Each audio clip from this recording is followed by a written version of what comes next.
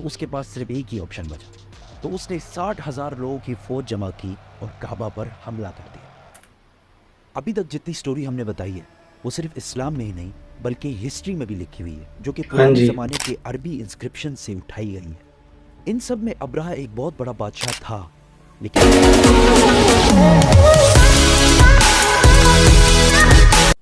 السلام علیکم دوستو، welcome to react with AZ۔ کیسے ہیں آپ لوگ؟ امید ہے خیریت سے ہوں گے۔ میں ہوں اسد اور ایک بار پھر ایک اور نئی ویڈیو کے ساتھ آپ کی خدمت میں حاضر ہوں۔ آج جس ویڈیو کے اوپر میں ریئیکٹ کرنے والا ہوں وہ کوہستانی چینل کی ہے، ہاؤ ابرہہ 60,000 سولجر ویر ڈسٹرائڈ۔ یہ ویڈیو ابرہہ جو 60,000 کا لشکر لے کے آیا تھا خانہ کعبہ کو نعوذ باللہ گرانے کے لیے، اور اللہ تعالیٰ نے ابابیل کے ذریعے اس کے لشکر کو تباہ کیا تھا، اس کے بارے میں۔ تو چلیے ویڈیو کو سٹارٹ کرتے ہیں، پر چینل کو سبسکرائب کرنا اور ویڈیو کو اینڈ تک واچ کرنا نہ بھولیے گا۔ ابرہہ کعبہ سے اتنی نفرت کیوں کرتا کہ 60,000 فوج لے کے کعبہ پر حملہ کر دیا؟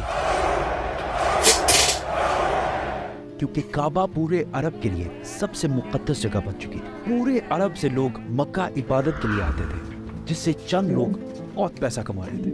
ابرہہ کو اس بات سے بہت غصہ آتا تھا کہ یہ غریب مکہ والے، نہ ان کا کوئی بادشاہ ہے نہ کوئی گورنمنٹ ہے، یہ کیوں پورے عرب کا سینٹر بن چکے ہیں۔ تو اس نے حملے سے پہلے اپنی سلطنت یمن کے کیپٹل سنا میں ایک بہت بڑا چرچ بنایا تاکہ لوگ کعبہ کو چھوڑ کر اس کے پاس آئیں، لیکن یہ پروجیکٹ پوری طرح فلاپ ہو گیا، جس کے بعد ابرہہ کے پاس صرف ایک آپشن بچا تھا، کسی طرح کعبہ کو گرایا جائے۔ ابرہہ کسی بادشاہ کے گھر میں پیدا نہیں ہوا تھا، بلکہ یہ رومن امپائر کے ایک چھوٹے سے شہر کے ایک چھوٹے سے بزنس مین کا غلام تھا۔ اصل میں مسئلہ یہ تھا کہ یمن اور حبشہ کی لڑائی بہت عرصے سے چل رہی تھی، کیونکہ یمن واز ڈومینیٹڈ بائی جوز، یہودی، اور حبشہ میں سارے کرسچنز رہتے تھے۔ تو کیا ہونا تھا؟ تو پہلے یہودیوں نے حملہ کیا اور کرسچن علاقوں میں بہت تباہی مچائی، جس کی وجہ سے سپر پاور رومن امپائر کو بہت غصہ آیا۔ تب بھی کرسچنز ہی سپر پاور تھے، تو رومن امپائر نے حبشہ میں اپنے کرسچن بھائیوں کی مدد کر کے یمن میں یہودیوں کی سلطنت ہمیشہ کے لیے ختم کر دی، اور اس کام کے لیے انہوں نے اپنے ہی غلام کو بھیجا جس کا نام تھا ابرہہ، جو 1,00,000 فوج لے کر گیا اور یہودیوں کی تباہی مچا دی۔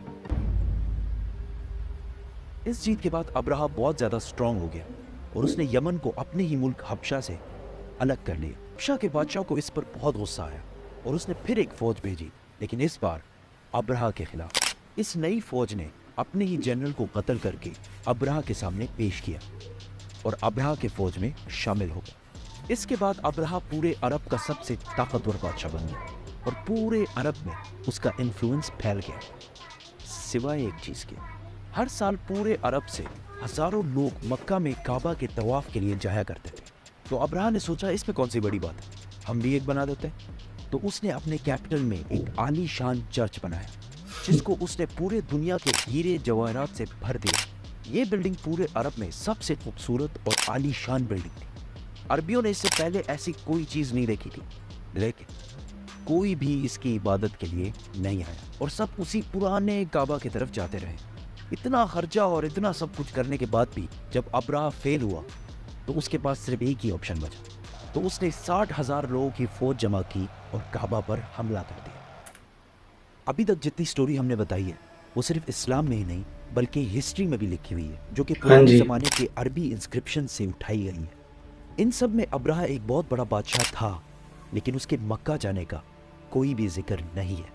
لیکن ریسنٹ فائنڈنگز میں کچھ ایسی یہودی انسکرپشنز ملی ہیں جس میں کلیئرلی لکھا ہوا ہے کہ ابرہہ نے ایک جگہ پر حملہ کیا تھا جس میں اسے بری طرح شکست ہوئی تھی۔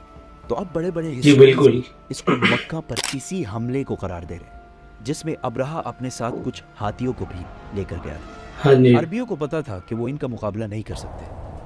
کچھ قبیلوں نے لڑائی کرنے کی کوشش کی، لیکن ابرہہ نے انہیں کہا کہ وہ کوئی خون خرابہ نہیں چاہتا، وہ صرف کعبہ کو گرانا چاہتا ہے تاکہ لوگ کعبہ کو چھوڑ کر اس کے چرچ میں آئیں۔ آس پاس سب لوٹنے کے بعد جب وہ مکہ پہنچا تو اس نے ان کے چیف کو بلایا۔ تو عبد المطلب نے آ کر کہا کہ آپ نے میرے کچھ اونٹ قبضہ کیے ہیں، وہ مجھے واپس کر دیں۔ تو ابرہہ نے ہنس کر کہا کہ مجھے تو لگا تم بہت بہادر شخص ہوگے، تمہیں تو اپنے اونٹوں کی ٹینشن ہے۔ تو عبد المطلب نے کہا کہ میں صرف اپنے اونٹوں کا مالک ہوں، اس گھر کا جو مالک ہے وہ جانے اور تم جانو، لیکن اتنا میں بتا دوں آج تک کوئی بھی اس گھر کو نقصان نہیں پہنچا پایا۔ Allah'ım. बिल्कुल। अगले दिन अब्राहा ने अपनी फौज को हमले का हुक्म दिया, लेकिन उसका हाथी रुक गया और बहुत कोशिश के बाद भी वो नहीं हिला। उसी वक्त आसमान से कुछ परिंदे आए और हर एक के मुंह में एक पत्थर था।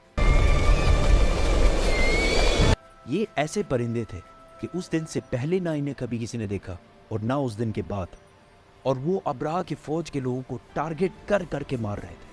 अब इसको बहुत सारे हिस्टोरियंस ने स्मॉल पॉक्स की एक एक्सट्रीम किस्म का है, क्योंकि जैसे ही पत्थर इनके जिस्म को लगता था तो वो खारिश कर करके अपने ही गोश्त को निकाल देते, हत्ता कि कुछ लोगों की हड्डियां तक नजर आने लगी। इस हालत में ये फौज वापस भागी और अब्राहा की 60,000 की फौज तबाह बर्बाद हो गई।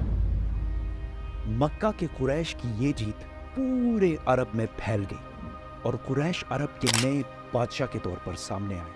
इस वाक़े के बाद पूरे अरब से लाखों लोग काबा के तवाफ के लिए और भी आने लगे और मक्का में हर साल ओकास का अजीम शान मेला सजने लगा। मक्का वालों की दौलत डबल ट्रिपल आसमान से बातें करने लगी। लेकिन इसी साल अचानक एक दिन ईरान के सबसे बड़े टेंपल में जो आग सालों से जल रही थी बुझ गई, और उसी दिन मक्का में एक यतीम बच्चा पैदा हुआ जिसका नाम था मोहम्मद सल्लल्लाहु अलैहि वसल्लम। Muhammad. Read. इस वीडियो के अंदर अब्राह के लश्कर के बारे में बताया गया कि किस तरह वो 60,000 का लश्कर लेके खाना काबा को गिराने के लिए निकल पड़ा था। अब्राह ने खाना काबा के मुकाबले में एक बहुत बड़ा आलीशान चर्च बनाया, मगर फिर भी लोग खाना काबा को ही प्रेफर करते थे, उसके गिर्द ही तवाफ करते थे, उसकी तरफ उसने जो चर्च बनाया था उसकी तरफ कोई जाता नहीं था। तो इस वजह से, इस जेलसी की वजह से उसने खाना काबा के ऊपर हमला करने का सोचा और 60,000 का लश्कर लेकर वो खाना काबा पे हमला करने के लिए आया। पर जब वो रास्ते में था तो अल्लाह ताला ने खास जो परिंदे थे अबाबील, उनकी चोंच में पत्थर थे, छोटे छोटे पत्थर थे, अल्लाह ने उनके जरिए उसके लश्कर को तबाह किया। वो परिंदे उन लोगों को निशाना बांध के पत्थर मारते थे और जिससे अब्राह का सारा लश्कर तबाह बर्बाद हो गया और मक्का वालों को फतह नसीब हुई। इसके बाद बहुत सारी दुनिया से भी मक्का के अंदर लोग तवाफ करने के लिए आने लगे और मक्का के लोगों की दौलत में इजाफा होना शुरू हो गया।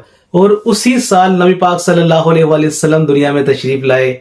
बहुत जबरदस्त वीडियो थी। उम्मीद है आपको ये वीडियो अच्छी लगी होगी। वीडियो को लाइक कीजिएगा, शेयर कीजिएगा, चैनल को सब्सक्राइब करना ना भूलिएगा। मुझे दें इजाजत, मिलते हैं अगली वीडियो में। तब तक के लिए अपना ख्याल रखिएगा। अल्लाह हाफिज।